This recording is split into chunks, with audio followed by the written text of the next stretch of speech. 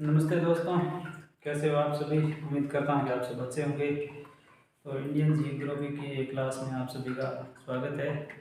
अपन ने जो भारत की अवस्थिति विस्तार के जो क्लासेज स्टार्ट की थी उसमें अपन ने काफ़ी कुछ पढ़ लिया है और अभी ये अवस्थिति और विस्तार में बाकी है और बाकी प्रत्येक टॉपिक को डिटेल से पढ़ेंगे। तो अपन ने जो स्थलीय सीमा है उसके बारे में, तटीय सीमा है या उसके बारे में देख लिया था। एक जो समुद्री सीमा है उसके बारे में रह गया था। और सबसे पहले जो अपनी पिछली क्लास थी, जो कई बार अपन क्लास में पढ़ाते हैं तो दिमाग से चीज़ स्किप होना स्वाभाविक है, तो इसके लिए सबसे पहले मैं क्षमा प्रार्थी सॉरी बोलता हूँ।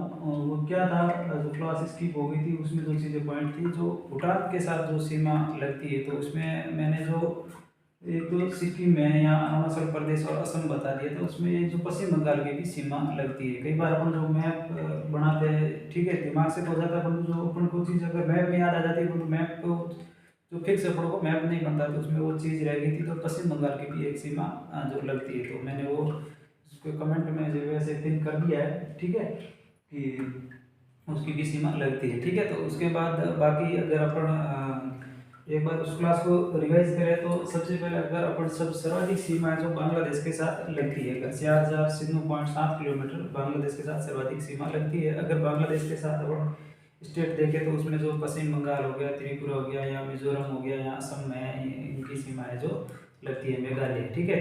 और उसके बाद जो पाक के साथ है जो 3323 किलोमीटर है वो सीमा लगती है। उसमें जो राजस्थान थे उसको देख लिया था, या फिर जो गुजरात है, पंजाब है या लद्दाख है या जम्मू कश्मीर की राज्य है उसके बारे में हमने पढ़ लिया था। सीम के बारे में भी देख लिया था, जो 3488 है जो सीमा लगती है। और उसके बाद म्यांमार के साथ अपन ने जो 1643 किलोमीटर की सीमा है वो भी देख ली थी, जिसमें जो अरुणाचल प्रदेश है, नागालैंड, मणिपुर, मिजोरम की सीमा लगती है।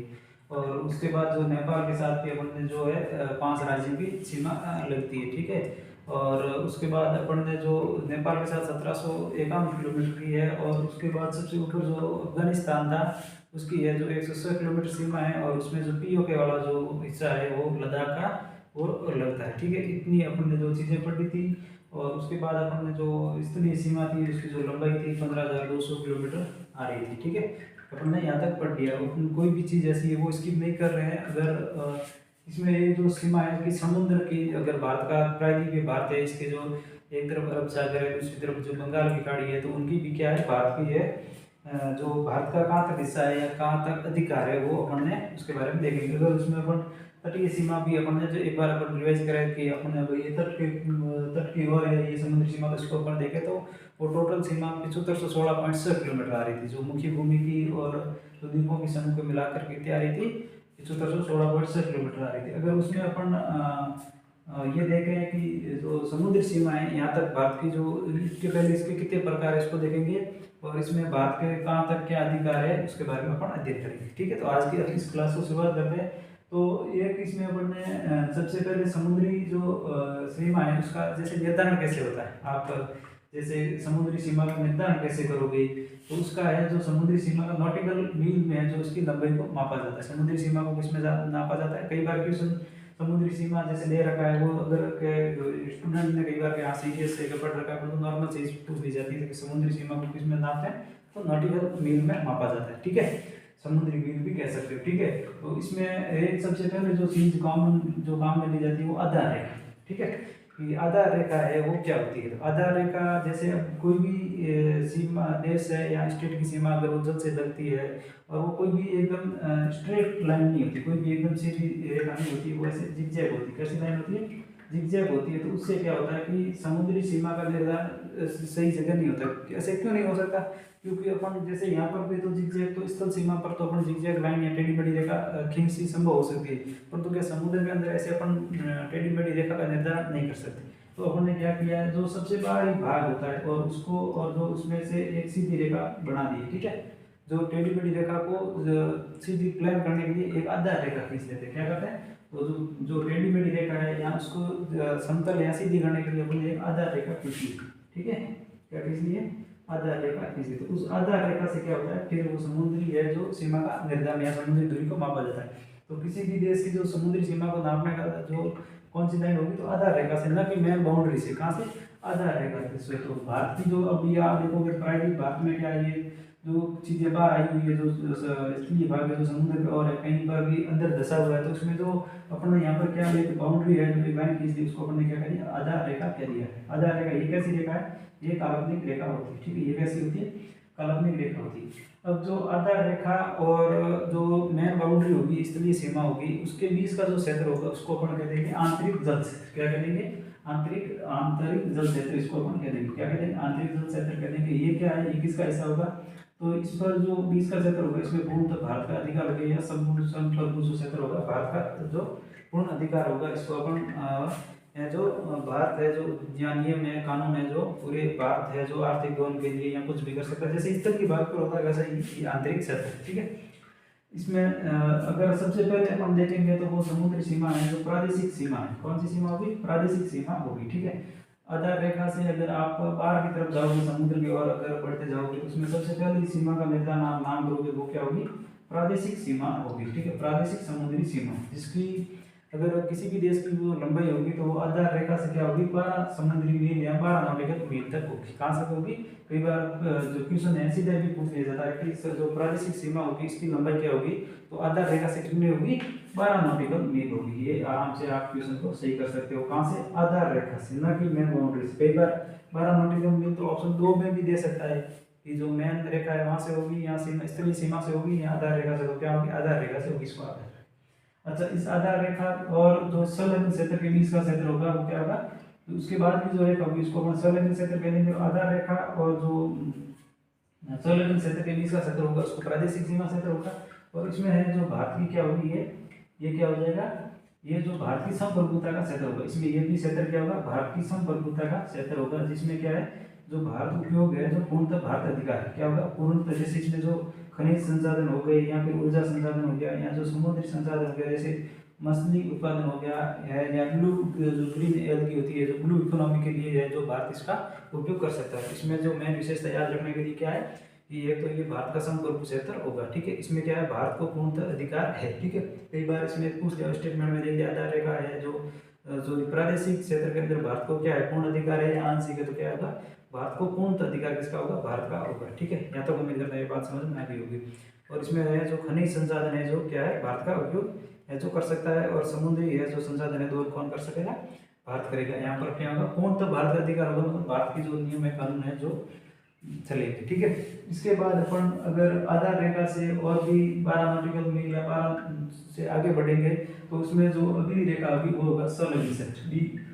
दूसरी कौन सी होगी, बी नाम दे दिए थे इसको, तो ये होगी कौन सी होगी, ये होगी संलग्न क्षेत्र। इसको अपन क्या कहेंगे, संलग्न क्षेत्र, ठीक है। ये इसकी जो दूरी होगी जो आधार रेखा से, कहाँ से, इसकी दूरी न कि प्रादेशिक सीमा से, कहाँ से, आधार रेखा से होगी, जो होगी 24 नॉटिकल मील होगी, क्या होगी, तो 24 समुद्री मील होगी। इसमें जो सीमा शुल्क है, जो क्या करता है, भारत वसूल सकता है। अगर कोई जहाज है या फिर कोई भी उपयोग लेना चाहेगा, तो उसमें भारत क्या होगा, अपनी जो शुल्क है वो निर्धारित करेगा, वो शुल्क जो आपको चुकानी होगी, ठीक है।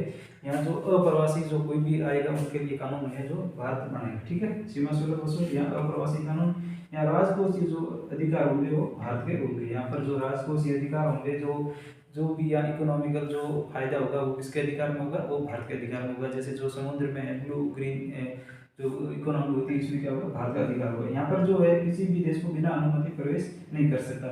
देखो प्रादेशिक सीमा में तो पूर्ण अधिकार है, यहाँ तो कर भी नहीं सकता, परंतु इसमें कई बार आपको क्वेश्चन टफ बनाने के लिए संशय बन सकता है, तो क्या कोई भी अन्य देश है जो बिना जो अनुमति प्रवेश कर सकता है, तो इसमें नहीं कर सकता, ठीक है।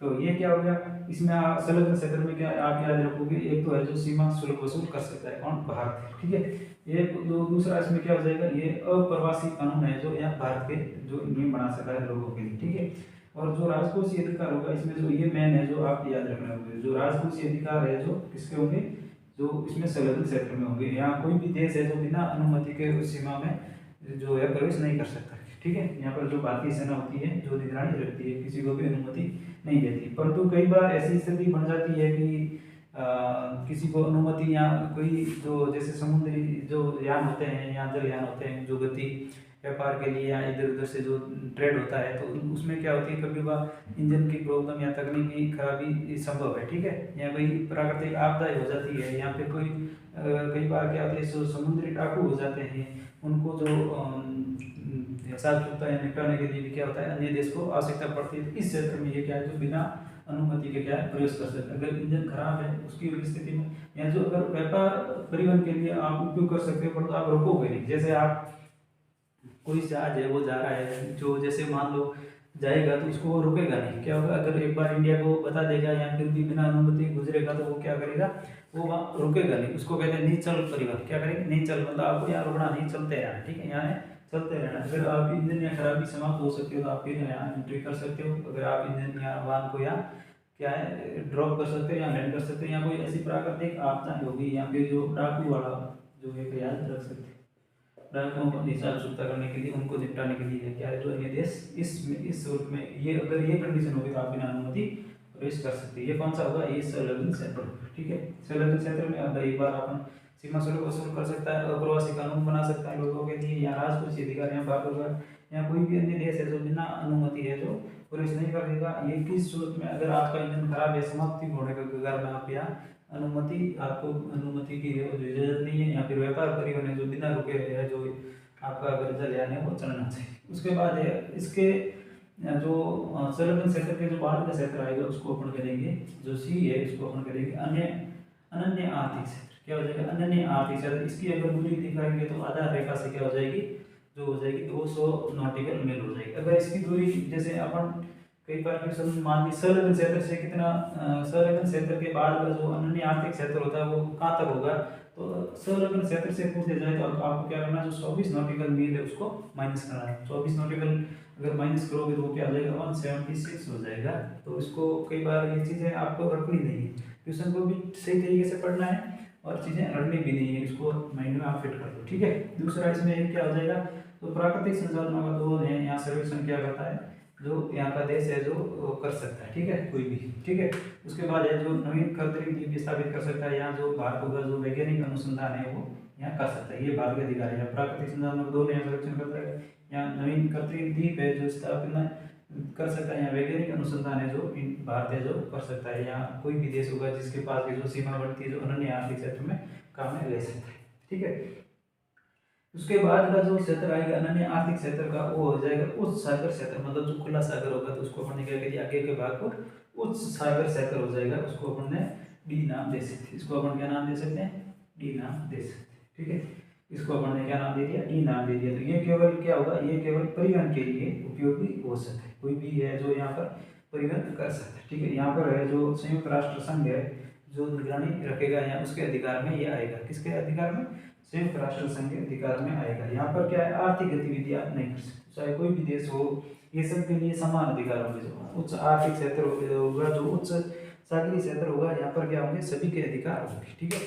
यहाँ पर क्या है, सभी के अधिकार बराबर होंगे, परंतु अपने हित के लिए आप यहाँ पर परिवहन कर सकते हो, यूनियन का अधिकार होगा, अन्य जो आर्थिक गतिविधि नहीं कर सकते।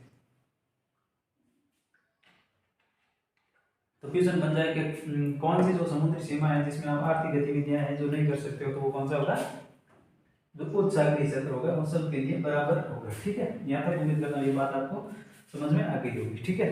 और उसके बाद अपन है जो इस क्लास को अपन आगे बढ़ाते हैं, ठीक है। इस क्लास को क्या करेंगे, अब आगे बढ़ाते हैं, ठीक है। इसमें अगर अपन इसको मैं एक बार रिलीज कर देता हूँ,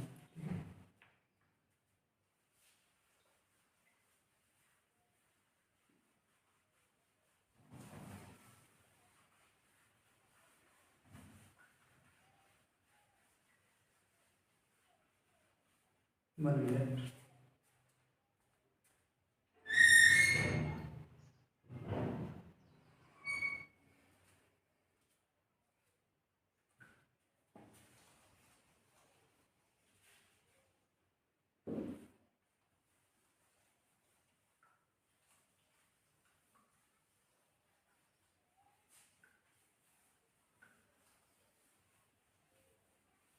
ठीक है, तो यहाँ तक आप अपन ने जो समुद्री सीमा है उसके बारे में अपन ने जो दूरी है, चाहे वो प्रादेशिक हो या फिर जो संलग्न क्षेत्र हो या फिर अन्य आर्थिक क्षेत्र, इसके बारे में अपन ने अब पढ़ लिया है। एक चीज़ थी जो अपन ने इसको भी अपन रिवाइज कर सकते हैं कि इस तरह की सीमा के बारे में पढ़ा था, तो कि कौन से जो स्टेट है जो कई बार सीमाएं दो राज्यों के साथ भी लगती है, तो तीन राज्यों के साथ भी लगती है। तो इसमें अगर अपन एक देखेंगे तो सिक्किम देखेंगे, क्या देखेंगे, जो सिक्किम है उसके बारे में अपन देखेंगे, क्योंकि चीज़ें कोई भी ऐसी चीज़ अपन को जो है पीछे नहीं रखनी, तो ये याद आ गया, इसको अपन एक बार जो अपन रखेंगे। तो अपन ने अगर इंडिया का मैप अगर आप इस तरीके से ड्रॉ करते हो तो इस तरीके से क्या होता है, यहाँ पर अपन कहते हैं सिक्किम में, क्या है, सिक्किम। कोई भी चीज़ आप मैप के माध्यम से याद करोगे तो कई बार कंफ्यूज नहीं होंगे, आपको एक्सप्लेन और भी ज़्यादा यहाँ कटस्थ हो जाएगी चीज़ें। अगर इस साइड अपन देखेंगे तो क्या कौन सा देश हो जाएगा, नेपाल हो जाएगा। कौन सा हो जाएगा, नेपाल हो जाएगा। यहाँ पर देखेंगे तो कौन सा हिस्सा हो जाएगा, भूटान से टच हो जाएगा, ठीक है, यहाँ से भूटान को, और यहाँ पर ऊपर हो जाएगा वो चीन को टच हो जाएगा। तो यहाँ अपन देख सकते हैं एक तो नेपाल, ठीक है, और दूसरा उसके बाद कोई कहाँ से हो जाएगा, भूटान को, और उसके बाद है तो चीन की सीमा को छुएगा, किसको, चीन को। तो ये एक सिक्किम एक राज्य है जो किसको है, तीन है जो देशों के साथ सीमा लगाता है, ठीक है। यहाँ तक उम्मीद करता है ये बात समझ में आ गई होगी, ठीक है। अगर उसके बाद अपन एक और स्टेट है जो इसको देखते हैं, अरुणाचल प्रदेश को, किसको, अरुणाचल प्रदेश को देखेंगे, ठीक है। अगर अरुणाचल प्रदेश को देखेंगे तो अरुणाचल प्रदेश, अगर हम इस टाइप मैप को अगर ड्रॉ करते हैं, फिर हम ऊपर जाते हैं इस ड्रॉ के लिए, तो अपन यहाँ पर अरुणाचल प्रदेश आ जाता है। कौन सा आ जाता है, अरुणाचल प्रदेश है हमारा स्टेट आ जाता है। तो आप एक फिक्स मैप नहीं, आप इतना ही मैप बनाओ जितना आपको जरूरत हो, ठीक है। तो उससे क्या होती है चीज़ें कम टाइम में, और यही होता है कि एक स्मार्टनेस का पढ़ने का मैपिंग के माध्यम से, ठीक है। तो अगर अरुणाचल प्रदेश को देखोगे तो यहाँ पर अरुणाचल प्रदेश है, तो इसकी ये सीमा टच हो रही है, किसके साथ हो रही है, भूटान के साथ, आप लिख सकते हैं।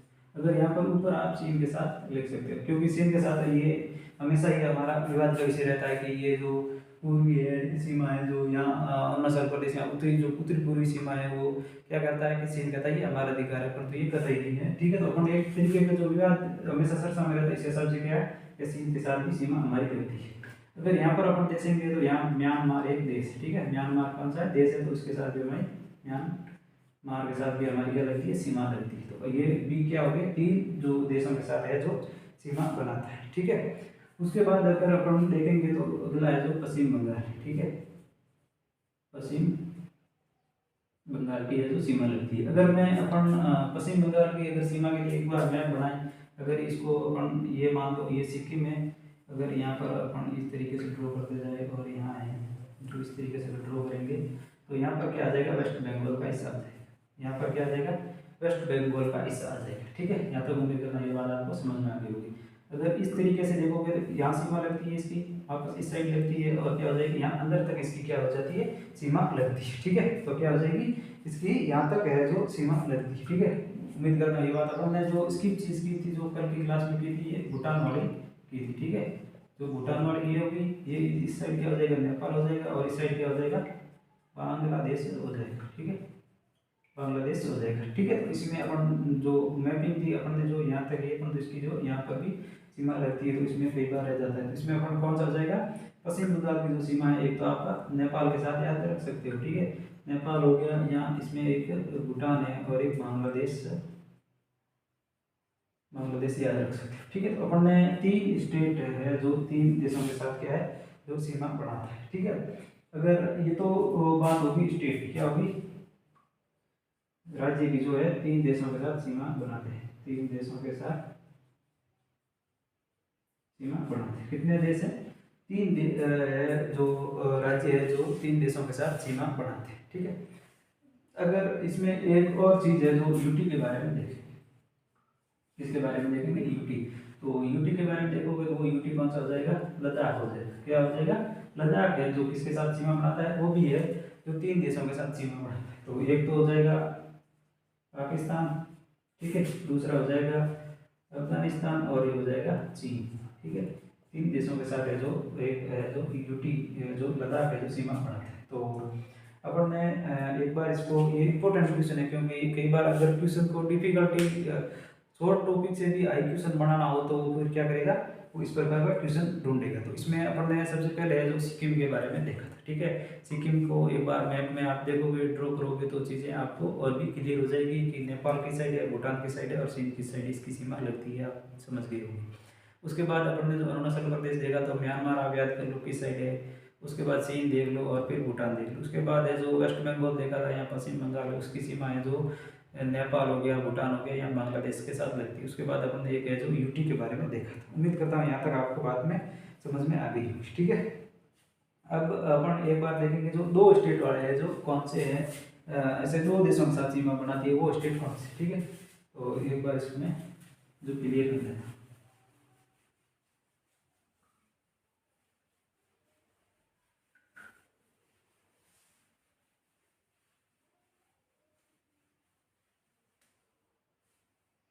ठीक है, कौन से है जो दो स्टेटों के साथ जो सीमा है वो बनाता है, तो इसमें एक सबसे पहले आ जाएगा उत्तराखंड आ जाएगा। क्या आ जाएगा? उत्तराखंड है जो आ जाएगा। अगर उत्तराखंड की आप सीमा देखोगे तो किसके साथ लगेगी? एक तो चीन के साथ लगेगी और दूसरी किसके साथ लगेगी? नेपाल के साथ सीमा लगेगी, ठीक है। एक हो जाएगा उत्तराखंड अपना है जो हो जाएगा, ठीक है। उसके बाद अपन अगर असम की देखेंगे तो वो क्या हो जाएगा? हमारा स्टेट हो जाएगा, कौन सा हो जाएगा? असम हो जाएगा।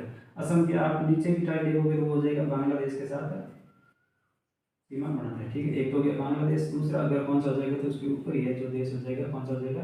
भूटान के साथ होगा, वो सीमा बढ़ाएगा, ठीक है। एक है जो मिजोरम है जो सीमा बढ़ाएगा। इसको अपन एक बार जो मैप में भी बढ़ाने समझाने का प्रयास करूँगा, ठीक है। एक हो जाएगा मिजोरम के साथ है जो, एक तो हो जाएगा बांग्लादेश,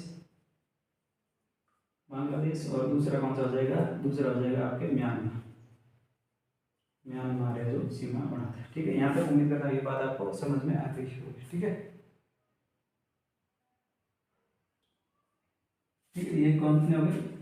जो दो राज्य यहाँ, वे राज्य जो दो बार दो देशों के साथ, दो देशों के साथ सीमा बनाते हैं। कौन से राज्य हैं? वे राज्य है जो दो देशों के साथ सीमा बनाते हैं। तो यदि आप अपन यदि इंडिया का मैप बनाते हैं तो इस तरीके से आते हैं, ठीक है। अगर यहाँ पर ये सिक्किम हो गया तो यहाँ पर आप देखोगे तो उत्तराखंड क्या हो जाएगा? यहाँ पर है जो उत्तराखंड है, तो अगर यहाँ पर देखोगे तो नेपाल आ जाएगा, नेपाल का हिस्सा सुनेगा, और यहाँ पर हो जाएगा वो क्या हो जाएगा? ऊपरी साइड है जो चीन का हिस्सा, यहाँ तिब्बत वाला है जो हो जाएगा, ठीक है। तो उत्तराखंड जो है तो दो के साथ, चीन के साथ और नेपाल के साथ। अगर इसके बाद अपन जैसे यहाँ आ गए फिर ये इसको इसको ऊपर ले लेंगे तो इस तरीके से मैप बनेगा। तो यहाँ पर है जो राज्य कौन सा है अपना? असम है, ठीक है। असम के ऊपर साइड यहाँ पर कौन सा देश है? यहाँ पर है भूटान, ठीक है। यहाँ पर भूटान है और यहाँ पर कौन सा है? बांग्लादेश है जो सीमा किसके साथ लगती है? बांग्लादेश के साथ लगती है। किसी भी चीज़ को मैप के द्वारा बहुत ही आसानी से याद किया जा सकता है। अगर यहाँ पर जो स्टेट है जो मिजोरम है, कौन सा है? मिजोरम है, ठीक है। मिजोरम है जो सबसे जो पूर्वी है, पूर्वी का जो पूर्वी स्टेट है उसमें सबसे दक्षिणी है जो मिजोरम है। और मिजोरम के साथ अगर एक तरफ बांग्लादेश है तो दूसरी तरफ कौन हो जाए? म्यांमार है जो सीमा बढ़ाता है, ठीक है। ये आपको कंफ्यूज नहीं होना। अरुणाचल प्रदेश है, उसके बाद है जो नागालैंड है, मणिपुर है और मिजोरम है। आप कई बार मणिपुर और मिजोरम में कंफ्यूज हो जाते हो, तो ये वही मिजोरम है जहाँ से जो कर्क रेखा गुजरती है और पूर्व में सबसे बाहर निकल जाती है। पूर्वी राज्य जो है उस वहाँ से बाहर निकलती है, वो कौन सा है? एक मिजोरम स्टेट है जो मिजोरम से क्या है बाहर निकलती है। और ये दो सीमा है जो दो राज्य, दो देशों के साथ, एक बांग्लादेश के साथ सीमा बनाता है और एक म्यांमार के साथ सीमा है जो निर्धारित करता है। तो यहाँ तक ये जो अपन ने पढ़ लिया है, ठीक है। इसमें ये टॉपिक लगभग कंप्लीट है। इसमें एक जो चीज़ें रह गई है उसके बारे में अपन है जो जल संधि है। जैसे अगर अपन इंडिया का मैप अगर ड्रॉ करेंगे तो यहाँ पर अगर देखेंगे तो क्या है? लक्षद्वीप समूह, क्या है? लक्षद्वीप समूह, ठीक है। और यहाँ पर देखेंगे जो अंडमान निकोबार द्वीप समूह, ठीक है। अंडमान निकोबार है, अगर यहाँ पर है जो श्रीलंका है, ठीक है, जो श्रीलंका है, इसके मध्य की जो जल संधि है। यहाँ फिर जो सुमात्रा द्वीप है, उसके बाद है जो ये सुमात्रा द्वीप हो गया, जैसे इंडोनेशिया का है सुमात्रा द्वीप है, जो जावा या सुमात्रा द्वीप है, ठीक है, जावा द्वीप है। यहाँ फिर वो म्यांमार का कोको द्वीप है, जो भारत के साथ क्या जो जल संधियाँ हैं या जो चैनल है उनके अलग अलग नाम है। तो इसको अपन क्या करेंगे नेक्स्ट क्लास में है जो अध्ययन करेंगे बारीकी से।